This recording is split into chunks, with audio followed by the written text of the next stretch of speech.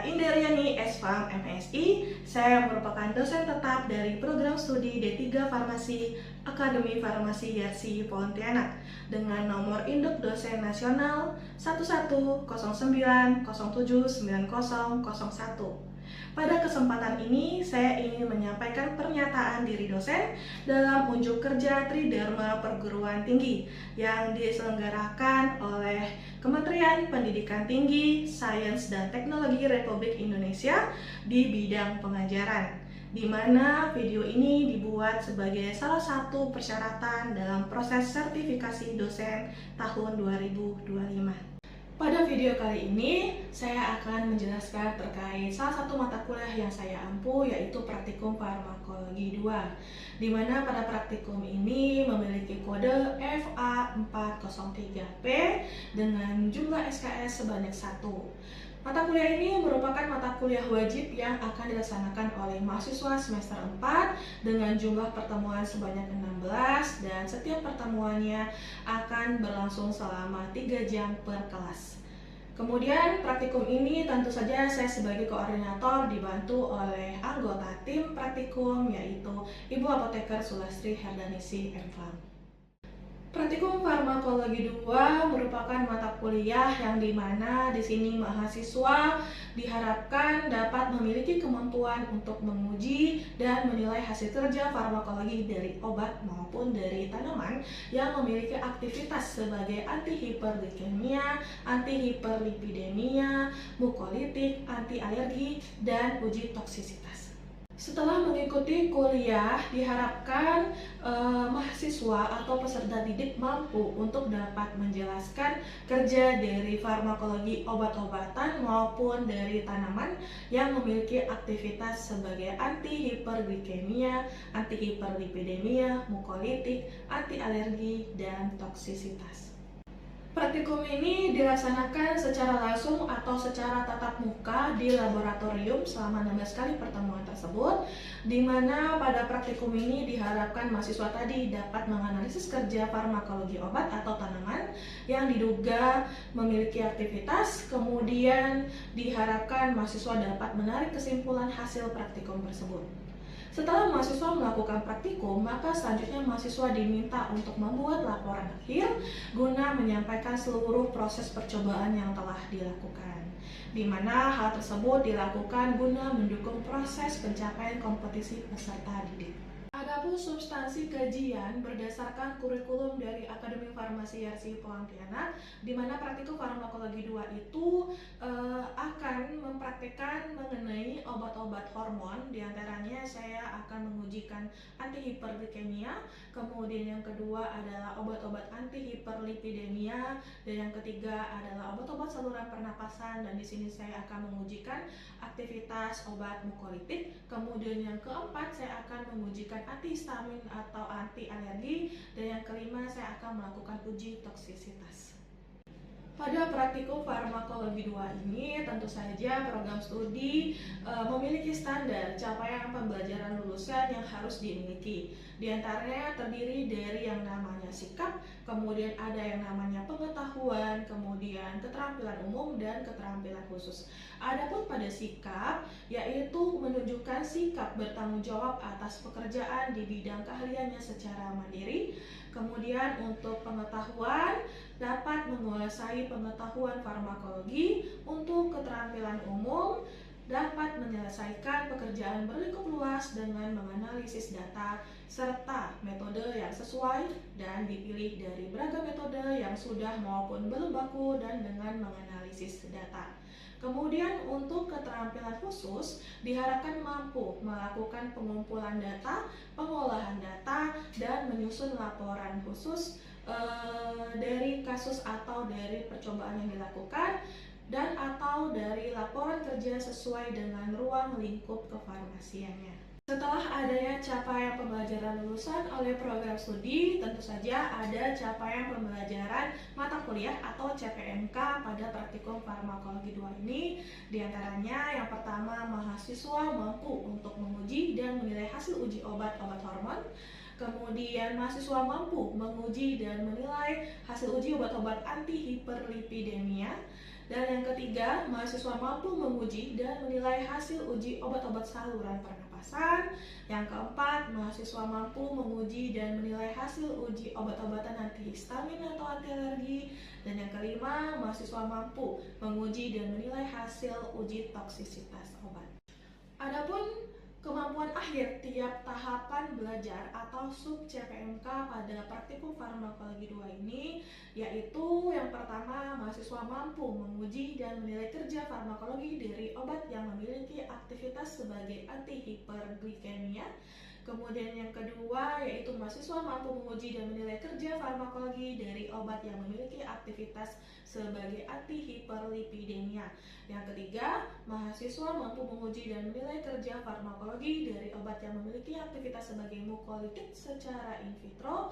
Kemudian yang keempat, mahasiswa mampu menguji dan menilai kerja farmakologi dari obat yang memiliki aktivitas sebagai antihistamin atau anti alergi. Dan yang kelima, mahasiswa mampu menguji dan menilai kerja farmakologi dari bahan obat yang memiliki toksisitas akut secara in vitro. Pada praktikum farmakologi 2 ini tentu saja akan dilaksanakan yang namanya evaluasi penilaian terkait kegiatan yang sudah dilakukan, di mana penilaian dilakukan berdasarkan ujian tertulis, penilaian atau evaluasi terhadap proses pembelajaran, dan unjuk sikap dengan komponen yang pertama yaitu dari absensi atau kehadiran sebesar 10%, kemudian yang kedua adalah aktivitas dan berdasarkan laporan praktikum sebesar 20%, yang ketiga ujian tengah semester sebesar 30% dan ujian akhir semester sebesar 40%. Setelah dilakukan penilaian terhadap kegiatan mahasiswa di dalam praktikum farmakologi 2, kemudian akan dilakukan standar penilaian berdasarkan aturan yang sudah dibuat oleh program studi D3 Farmasi, yaitu menggunakan sistem penilaian acuan patokan atau PAP, di mana hasil evaluasi akan dikategorikan A jika nilai mahasiswa yaitu 80 hingga 100, kemudian B jika 68 hingga 79,99, dan akan mendapatkan nilai C jika 56 hingga 67,99, dan D untuk nilai 45 hingga 55,99 dan akan mendapatkan nilai E jika nilainya kurang dari 45. Baiklah, marilah kita saksikan video pengajaran tentang praktikum farmakologi 2 dengan judul uji aktivitas mukolitik secara in vitro. Selamat menyaksikan. Assalamualaikum warahmatullahi wabarakatuh.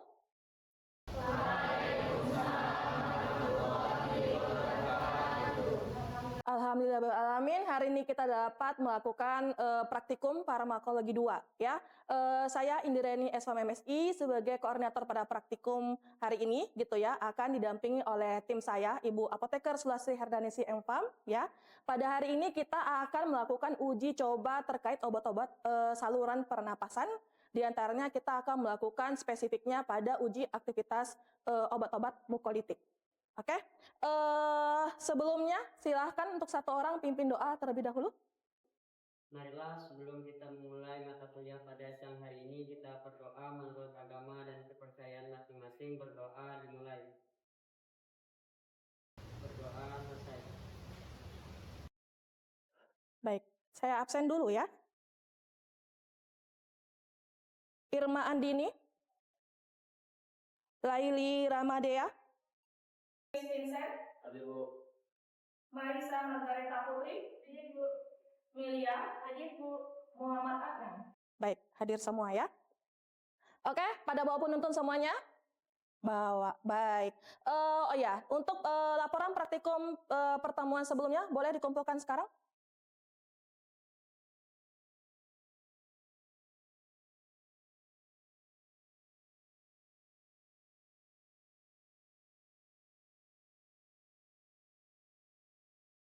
Baik, silakan keluarkan buku penuntunnya. Buka pada bagian mukolitik.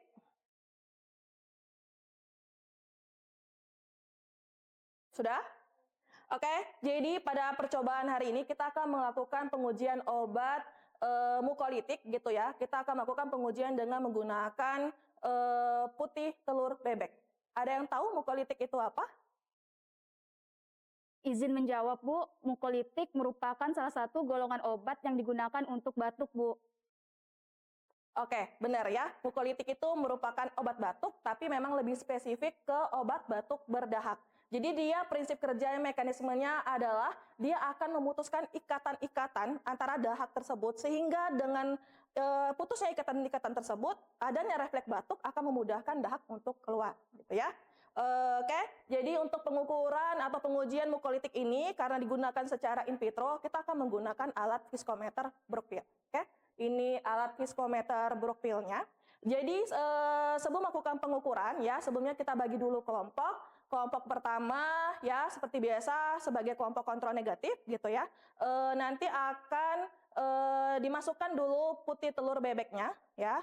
Jadi ini putih telur bebek. Nanti kalian pecahin. Setelah kalian pecahkan, kemudian kalian pisahkan antara putih sama kuningnya dengan menggunakan alat ini ya. Diambil, kemudian ditampung di beker untuk bagian putihnya.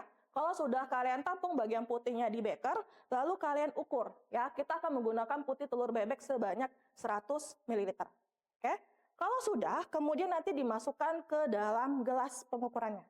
Oke, jadi tadi kelompok 1 sebagai kontrol negatif akan memasukkan 100 ml putih telur bebek, kemudian karena kontrol negatif kita akan menggunakan Aquades ya. Jadi ditambahkan 100 ml putih telur bebek dan 100 ml Aquades saja ya. Untuk kelompok 2 sebagai kontrol positif akan menggunakan asetil cysteine ya, 0,2%, dibikin juga sebanyak 100 ml. Karena dia larut dalam air, maka kita tidak perlu bikin dalam bentuk suspensi ya. Jadi nanti langsung dilarutkan aja dengan Aquades sebanyak 100 ml. Jelas kelompok 2? Oke. Kemudian untuk kelompok 3 ya sama kelompok 4 kita akan menggunakan infusa. Jadi menurut penelitian yang pernah saya lakukan sebelumnya, bahwasannya kacang panjang itu ternyata bisa memiliki aktivitas sebagai mukolitik. Jadi nanti kalian menggunakan kacang panjang ya, seperti yang saya sampaikan pada pertemuan sebelumnya. Udah dibawa kacang panjangnya? Oke, sudah ya. Jadi kacang panjangnya itu nanti akan dibuat sebanyak atau dengan konsentrasi 10% ya. Jadi perhitungannya sudah di ACC kemarin ya. Kacang panjangnya nanti kalian timbang sesuai dengan yang di ACC. Lalu kalau sudah kacang panjangnya itu kalian cuci dulu. Setelah dicuci, kemudian kalian rajang. Setelah rajang, kemudian masukkan ke panci infusa ya. Jadi ini panci infusanya. Dimasukin ke dalam sini gitu ya. Kemudian kita panaskan ya. Dipanaskan hingga suhu berapa? 90 derajat ya. Nanti dengan menggunakan termometer kalian ukur sampai suhunya 90 derajat dan ditunggu selama berapa lama? Selama 15 menit. Oke. Kalau sudah 15 menit maka kalian matikan gitu ya kompornya, kemudian kalian saring dengan menggunakan kertas saring. Oke. Kemudian setelah agak dingin kalian masukkan ke dalam gelas ukur, kemudian diukur. Ya, jadi nanti buatnya juga sama 100 ml. Kalian ukur, kalau volumenya kurang dari 100 ml, maka kalian tambahkan dengan Aquades at 100 ml. Jelas? Begitu juga untuk yang kelompok 4, kalau kelompok 3 menggunakan kacang panjang, maka kelompok 4 itu menggunakan daun putri malu ya. Jadi menurut penelitian artikel yang saya lihat ya, di mana dikatakan bahwa putri malu itu pada konsentrasi 15% itu bisa memiliki aktivitas sebagai mukolitik. Ya, cara kerjanya tadi sama ya, tinggal ditimbang sejumlah yang di ACC kemarin, kemudian nanti dicuci, dirajang, masukin ke panci infusa dan ditunggu hingga suhunya 90 derajat Celcius selama 15 menit. Jelas untuk kelompok 4? Oke. Kalau sudah dibuat larutannya ya, sama dengan kelompok 1 tadi ya, kalau larutannya udah jadi, maka tadi putih telur yang sudah kalian pecahin dimasukkan ke dalam gelas, kemudian kalian tambahkan dengan larutan ujinya ya. Kalau sudah dimasukkan ke dalam larutan ujinya di sini, baru kalian ukur viskositasnya dengan menggunakan viskometer Brookfield ya. Oke, jadi sekarang saya jelaskan terkait penggunaan viskometernya. Ini namanya viskometer Brookfield gitu ya. Untuk pengukurannya kita menggunakan spindle ya. Spindle itu ada bervariasi gitu ya. Semakin kecil nomor spindlenya, biasanya digunakan untuk jenis larutan yang semakin encer. Biasanya seperti itu. Untuk hari ini kita akan menggunakan spindle nomor 2. Oke? Spindle nomor 2, nah di tiap spindle ini dia ada batasnya, ya. Dia ada tekukannya di sini, makanya ini untuk batas di mana setiap pengukuran harus bagian yang batasan ini harus terendam. Kalau tidak terendam sama larutan, maka pengukurannya bisa tidak valid, ya. Jadi spindlenya kita pasang pada alatnya.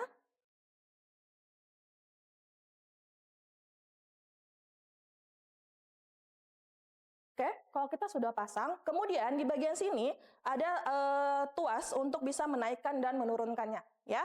Jadi andai kata ini sudah kita masukkan putih telur dan larutan ujinya, kemudian kita masukkan ya ke dalam sini dan pastikan bahwa tempat yang bagian atau posisi yang kalian ukur adalah posisi di mana putih telur itu berada, di bagian atas atau bagian bawahnya? Di bagian bawah, ya. Jadi kita turunkanlah ya spindlenya sampai batas di mana berada putih telurnya, yaitu pada bagian bawah. Karena prinsipnya kita akan mengukur bagaimana viskositas dari si putih telur bebek ini. Oke, kalau kalian sudah turunkan ya, kemudian kita nyalakanlah alatnya. Sebelum kita nyalakan alatnya, tadi setelah kita mengukur spindle, menentukan nomor spindlenya, kita tentukan juga kecepatannya. Ya, kecepatannya di sini ada macam-macam. Ada kecepatan mulai dari 0,6, 1,5, 3, 6, 12, 30, 60. Ya, untuk percobaan kali ini kita akan menggunakan kecepatan 30. Ya, jelas? Oke, kemudian setelah kita nyalakan alatnya, ya, kita nyalakan on-off-nya. Kemudian kita tunggu sampai angka menunjukkan posisi yang stabil. Biasanya kita tunggu kurang lebih selama 30 sampai 60 detik, ya. Kalau sudah menunjukkan angka yang stabil, kemudian jangan langsung dimatikan, tapi kita tekan dulu bagian klip yang di belakangnya. Kenapa? Karena ini untuk menahan agar posisi angka yang ditunjukkan pada alat ini tidak berubah saat kita membacanya.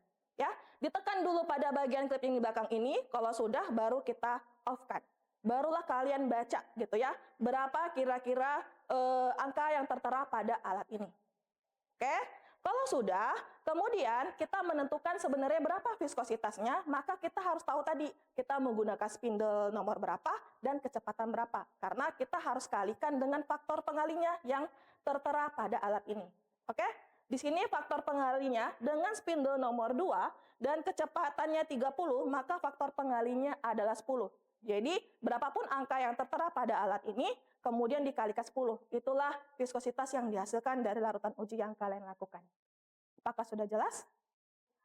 Oke, kalau gitu saya mau bertanya, kira-kira apa saja ya hal-hal yang dapat mempengaruhi viskositas suatu larutan?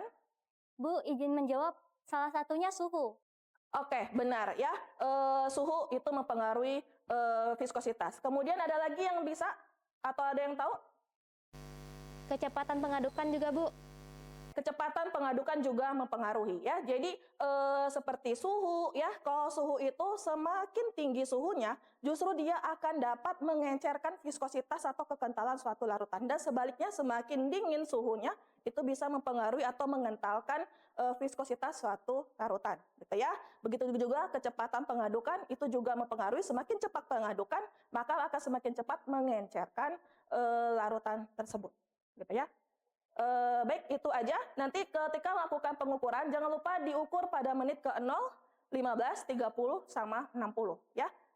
Akhirnya nanti akan kita bandingkan yang mana memiliki aktivitas daya mukolitik yang paling baik.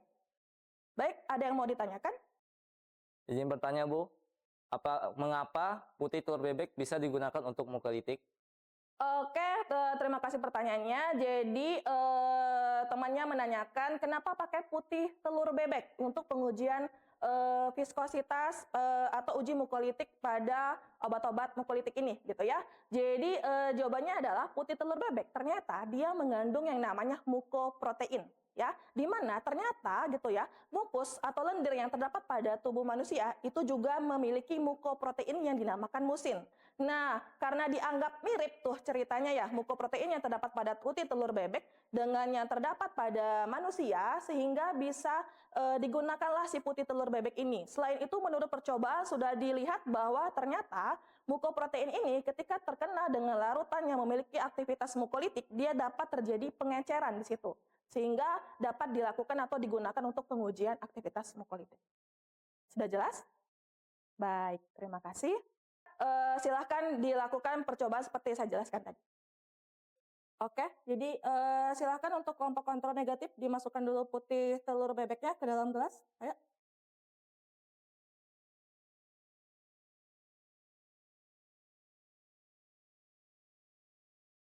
Oke, kalau sudah, kemudian masukkan lagi aquadesnya ke dalam.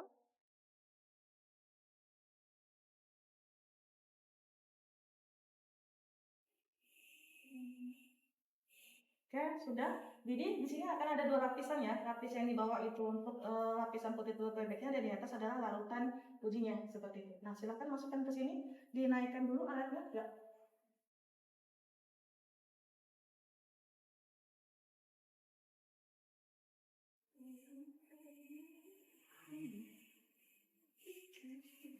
Cepat lagi. Ya, cepat. Oke, dimasukkan sampai bawah. Sampai batas tanda spindolnya ya.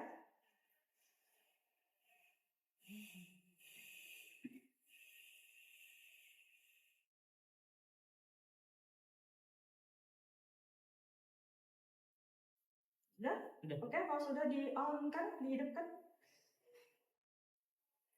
Oke, kecepatannya jangan lupa diatur. Kecepatan berapa tadi? Kecepatan 30. Diputar. Ya. Kita tunggu sampai perputarannya stabil ya, yang angka merahnya ini stabil.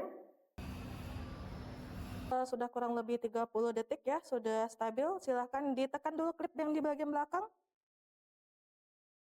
Kemudian dimatikan. Tunggu ya sampai merah di tengah-tengah.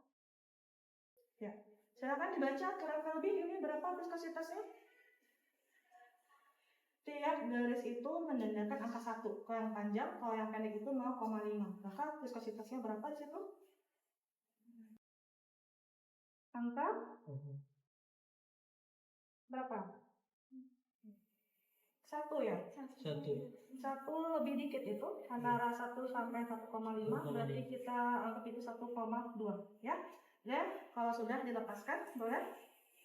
Oke, kalau sudah, kemudian 1,2 tinggi lagi kita kalikan dengan faktor pengalinya ya. Faktor pengalinya di sini tadi saya katakan kecepatannya adalah 30 ya. Kemudian dengan spindle nomor 2, maka faktor pengalinya adalah 10. Oke, kalau sudah nanti datanya ditulis di papan tulis. Ada yang mau ditanyakan?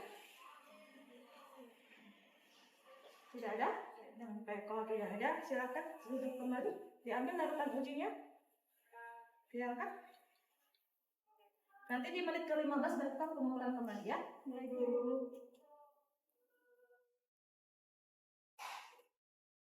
Oke, setelah dilakukan pengukuran viskositas ya pada kelompok kontrol negatif, kemudian kontrol positif asetilsistein, kemudian infusa kacang panjang dan infusa daun putri malu gitu ya, dilakukan pengukuran di menit ke-0, 15, 30, 45, dan 60, maka sudah didapatkanlah datanya ini. Baik, dari dapat data ini, kemudian kita lanjutkan dengan perhitungan persentase daya mukolitik. Ya, bagaimana rumus persentase daya mukolitiknya?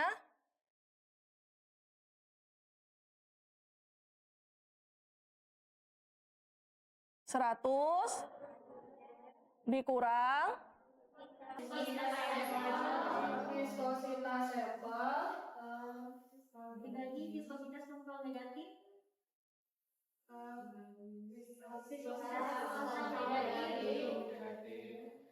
Viskositas kontrol negatif dikali 100%. Baik, sekarang kita akan menghitung persentase daya mukolitik yang kelompok kontrol positif terlebih dahulu. Ya, yang kita akan ukur adalah yang di menit ke-60. Kenapa menit ke-60? Karena di menit 60 inilah waktu puncak asetilsistein itu bekerja.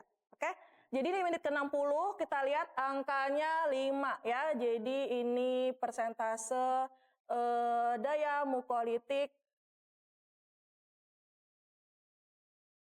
kontrol positif, jadi sama dengan 100 dikurang gitu ya. Berapa angkanya?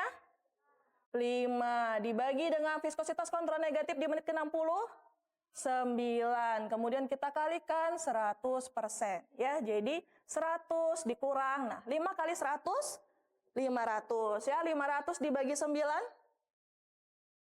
dapatnya berapa? 55,5 ya. Jadi 100 dikurang 55,5 adalah 44,5%. Ya, ini untuk persentase daya mukolitik kelompok kontrol positif. Oke. Kemudian kita hitunglah persentase daya mukolitik infusa kacang panjang. Jadi 100 dikurang berapa? 8 dibagi 9 kali 100%. Ya, sama dengan 100 dikurang 8 kali 100, 800. Dibagi 9, 88,8. Dapatnya berapa? 11,2%. Ya, kita hitung lagi persentase daya mukolitik infusa daun putri malu. Sama dengan 100 dikurang berapa? 6 dibagi 9 dikali 100%. Jadi sama dengan 100 dikurang 6 kali 100, 600. Bagi 9, 66,6. Dapatnya berapa? 33,4%. Oke, sudah kita dapatkan persentasenya. Sekarang menurut kalian manakah yang memiliki aktivitas mukolitik yang paling baik ya? Kontrol positifnya 44,5, infusa ada kacang panjangnya ada 11,2 dan infusa daun putri malunya 33,4%. Mana yang paling baik? Kelompok kontrol positif, oke, karena dia memiliki persentase daya mukolitik yang paling tinggi. Tapi kalau misalnya kita bandingkan antara infusa kacang panjang dengan infusa daun putri malu, mana yang paling baik atau yang memiliki aktivitas mukolitik yang paling baik? Ya, infusa putri malu. Ternyata dengan konsentrasi 15% memiliki aktivitas mukolitik yang lebih baik dibandingkan dengan infusa kacang panjang. Oke? Untuk percobaan hari ini sudah sampai selesai di bagian perhitungan persentase daya mukolitik. Ada yang mau ditanyakan? Izin bertanya, Bu. Jadi untuk menentukan kelompok mana yang lebih baik sebagai mukolitik, berdasarkan persentase mukolitiknya ya, Bu. Semakin besar maka semakin baik.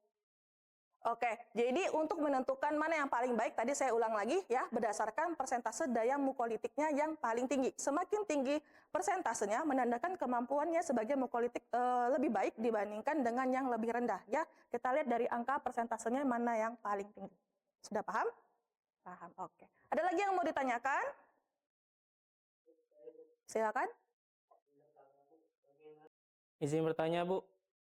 Bagaimana cara menentukan nomor spindle yang kita gunakan? Oke, tadi ya pada saat pengukurannya, tadi saya menentukan bahwa kita menggunakan spindle nomor 2 untuk pengukuran viskositas. Jadi bahwasannya bahwa spindle itu untuk menentukan nomornya tergantung dari larutan yang akan kita ukur viskositasnya gitu ya. Semakin kental larutan yang akan kita uji, maka nomor spindle yang digunakan juga semakin tinggi. Oke, spindle yang ada di lab ini sampai nomor 6 ya. Jadi kalau misalnya kental banget bisa menggunakan spindle 6. Tapi semakin cair larutan yang digunakan, maka dapat menggunakan yang angkanya rendah ya. 1, 2 itu bisa ya. Sudah paham? Baik. Ada lagi yang mau ditanyakan? Sudah jelas? Baik, kalau dirasa cukup, nanti silakan dibahas saja di pembahasan pada laporan akhir ya, dikumpulkan minggu depan gitu ya. Jangan lupa dibandingkan bagaimana aktivitas mukolitik yang terjadi pada kelompok kontrol positif, infusa kacang panjang maupun infusa daun putri malu gitu ya. Terima kasih untuk praktikum hari ini, semoga bermanfaat. Saya akhiri. Assalamualaikum warahmatullahi wabarakatuh.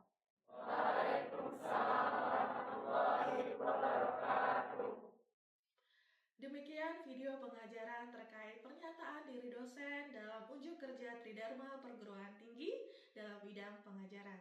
Terima kasih. Assalamualaikum warahmatullahi wabarakatuh.